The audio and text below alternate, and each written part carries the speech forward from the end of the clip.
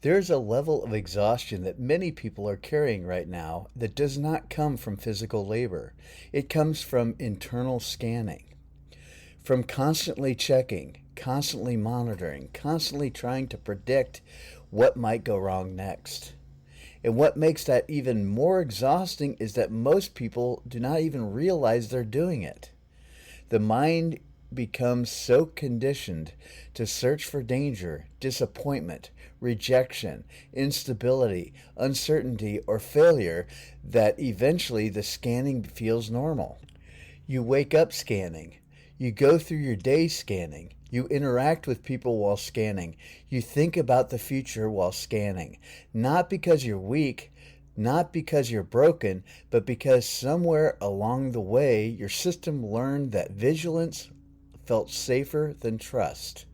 And today we're going to explore that. Not from the perspective of pathology, but the perspective of survival systems. Because once you understand the system beneath the fear, you stop identifying with the fear itself. The mind was designed to protect you. One of the biggest misunderstandings people have about fear is believing that fear means something is wrong with them. But fear is not evidence of failure. Fear is evidence that the mind is trying to protect. The problem is not the mind protects. The problem is that many minds no longer know when to stop protecting. There's a difference. The nervous system was originally designed to respond to immediate danger, a sound in the forest, a threat to survival, a moment requiring rapid action. But modern life has transformed fear from an occasional response into a near constant operating state. Now the mind scans for financial uncertainty, social rejection, political instability, career fear, health anxiety, future catastrophes, emotional pain, and imagined scenarios that have not even happened. And the mind treats many of these thoughts as if they are immediate emergencies. That is exhausting. Not because you're doing life wrong, but because your internal system rarely receives permission to stand down. Why the mind clings to fear. Fear creates the illusion of preparedness. That is one of the hardest truths to see clearly. The mind often believes, if I keep thinking about the problem, I'll stay safe. If I keep anticipating danger, I'll avoid pain. If I keep mentally rehearsing worst-case scenarios, I'll be ready. But most of the time, this does not create preparedness. It creates chronic tension. Because the mind begins confusing vigilance with control, and eventually the body starts paying the price. You feel drained after doing nothing. You feel mentally overloaded before the day even starts. You struggle to rest deeply because part of the system is always listening for danger. Even moments of peace can feel uncomfortable because the nervous system becomes addicted to scanning. Stillness can initially feel unsafe. That realization changes everything because now we begin seeing the deeper truth.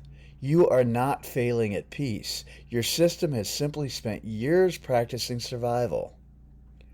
Emotional survival systems. Many people think survival mode only appears during major crises. But emotional survival systems are often subtle. They can look like overthinking, perfectionism, people-pleasing, hyperproductivity, emotional avoidance, constant planning, catastrophizing, emotional numbness, or the inability to relax. These are not random personality flaws. They are adaptations, strategies the system developed to try to create safety. And what becomes difficult is that these strategies often work temporarily. Overthinking can help you avoid mistakes. People-pleasing can reduce conflict. Hypervigilance can help you anticipate problems.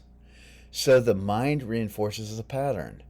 but eventually the cost becomes enormous because survival systems consume energy and people can become physically safe while remaining emotionally trapped inside protective patterns. And this is where many people live without realizing it. Not in immediate danger, but in continuous internal defense. The hidden exhaustion of internal scanning. One of the most important things we can learn is this. Constant scanning internally creates invisible fatigue. Most people are not simply tired because they work too much. They are tired because their mind never fully powers down.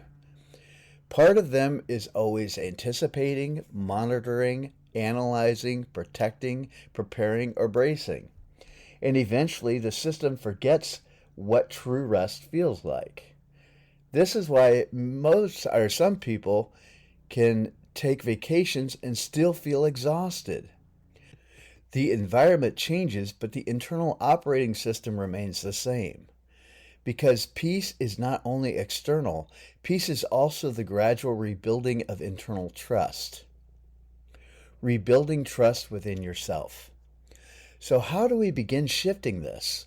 Not through force, not through pretending fear doesn't exist, not through spiritual bypassing, but through awareness, because awareness interrupts unconscious momentum. The moment you begin noticing, my mind is scanning again, something powerful happens. You stop becoming the scan itself, and over time, you begin gently teaching your system something new.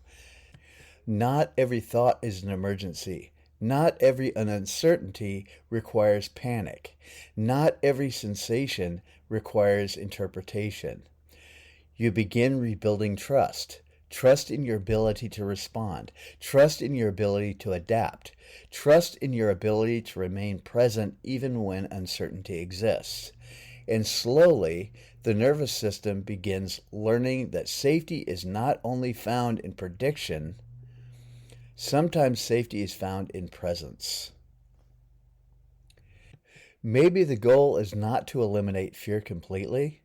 Maybe the deeper goal is learning not to live entirely inside it. Because fear will sometimes arise. That's human. But fear does not have to become your permanent identity. It does not have to become your operating system. It does not have to narrate your entire future. And perhaps today's real invitation is simply this. Notice how often your mind is scanning.